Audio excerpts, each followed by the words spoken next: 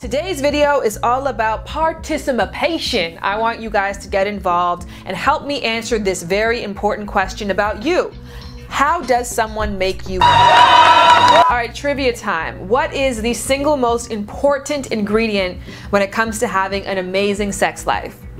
That is correct. Good communication. Next question. What is the most universal and widely used form of communication? Language. By far, one of the most popular questions that I get asked is, how come it's very easy for me to make myself orgasm, but when it comes to sharing this with a partner, it's seemingly impossible to accomplish? And I think the answer to that is communication. Now, when we are self-pleasuring, we just follow the feeling. But when we have to describe where that feeling is going or what we like to somebody else, again, we don't know what terms to use, and there is no universal glossary that both people will understand. So today, I want to change that by introducing some terms that I think all of us can relate to on some level or the other. Now, don't get me wrong, there are millions of ways people achieve orgasm, and so if none of these terms work for you, please do call it out, but hopefully you find one that fits the bill. The word is edging, and edging is essentially when someone likes to be brought to the brink of orgasm and then brought back down, and then brought back to the brink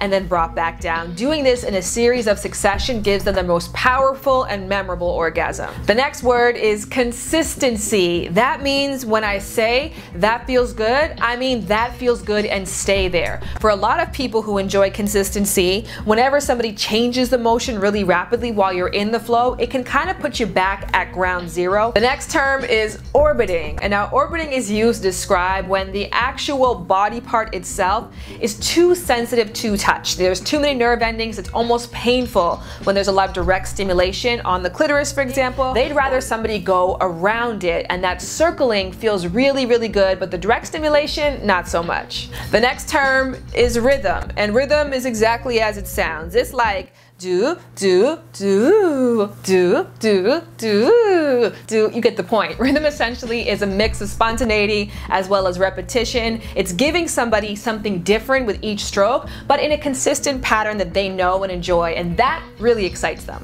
The next term is surprise. Now, these individuals, there really is no rule book, and there is no particular thing that gets them there. When they're self-pleasuring, it's something different every single time, and with a partner, they want the same thing as well. Multiples. That's a pretty easy one to understand. Some people are able to achieve multiple orgasms, and their first orgasm is almost a little small firework, and it tends to get bigger with time. But somebody can let you know off the top, like, look, when I have that big moment, don't stop there. Keep going because there's more in store. The next term is accenting. Accenting essentially means there's a very particular area that you like special attention played to. Now, for a lot of people who have clitorises, the right side tends to be really sensitive. So if you liked accenting, you'd say, hey, put a special accent on the right side. You might do a bit of orbiting, maybe you do consistency, but you're always going to come back to that main event, which is the right side. The next term is framing, and this is really an all-encompassing term. So essentially what you're saying is that it has to be a bit of fantasy. Maybe there is a little bit of role-playing going on there, or maybe it is just the two of you guys having conversation. Lots of dialogue, lots of mental stimulation. It's not about the physical, it's really about getting the mind, the biggest sexual organ, involved. The next term is layering. Now, layering is when you like to have a barrier between your genitals and the stimulation. So some people prefer a pillow, so something that that's rubbing up and down against it without direct genital content feels a little bit better. Layering can also be with clothes on. Of course, there are other fun things to layer with. A condom obviously is a really great thing to layer with, but there's tons of different items you can put between you and that individual which add friction as well as a little bit of protection, because direct stimulation might be too much. Up next, let's discuss staging. And staging is when you do things in stages. Start off with the breasts only, start off with kissing only. If you go directly to that person's hot spot, it's not going to go very well, and it may take longer for them to get to that promised land. So they prefer, if it goes in a particular order, it's kind of like a meal. It's a 7-course meal. And yes, the entree is in the middle, but it's in the middle, it's not at the top.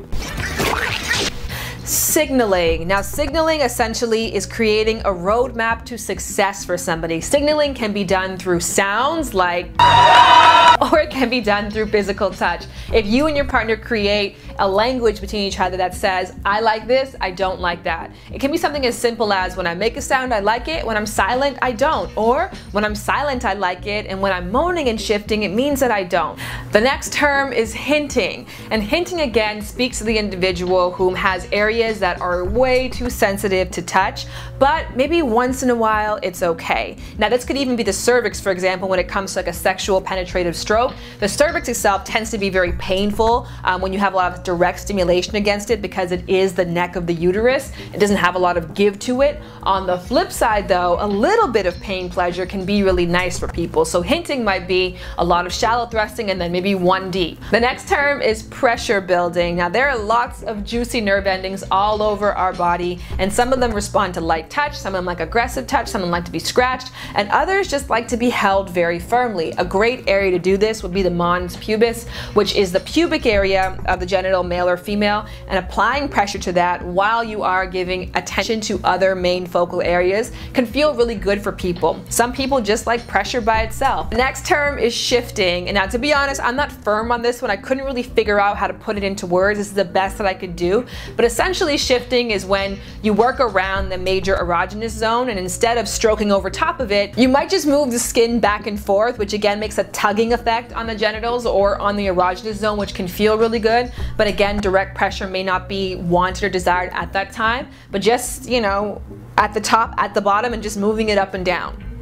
Up next, let's discuss stroking the spots. The G spot, the A spot, the U spot, the C spot. There's definitely many more spots wherever there again is a cluster of nerve endings, which happens to happen anytime that two joints connect or two limbs connect. There's always like a sensitive spot there. Stroking essentially is when you have a cluster of nerve endings anywhere and you enjoy either pressure or a light back and forth touch against it, and that really gets you going. Up next, this is a series of S terms. It's the sucking, it's the squeezing, it's the suctioning, and so in essence, if you isolate the erogenous zone or whatever the area is that feels really good and lightly suck on it or suction it so that it's being pulled away from the rest of the body, that can feel really good for some people. On the flip side, squeezing, where you take the outside folds which are not as sensitive and fold them over top, maybe back and forth over the sensitive area, that's awesome for some people too. And last but not least, there is cocktailing, which is mixing up a bunch of different ones. Now the amazing thing about the glossary term is it's not about finding like love languages, your single love language. It's about knowing the different terms that you can use at any given moment. So you don't have to be a consistent girl all the time. Maybe sometimes you're up for the surprise. You don't have to always be suctioning. Sometimes you can be orbiting. So it's knowing what these terms are and saying yes to that one, and no to that one. So I would love to know in the comment section below as you were listening, which ones are your yeses, and do you have some terms that I didn't list that I have to know about? And speaking of terms, many of these terms, I believe like 11 of them, come from a website called Oh My Gosh Yes, and that's all this website is dedicated to doing. So once again, in the comment section below, I'm dying to know which terms really like jumped out at you, like really jumped out at you. You ain't tryna flip them cheeks for no ones. No one about to rub them buns for good luck. I get it, girl.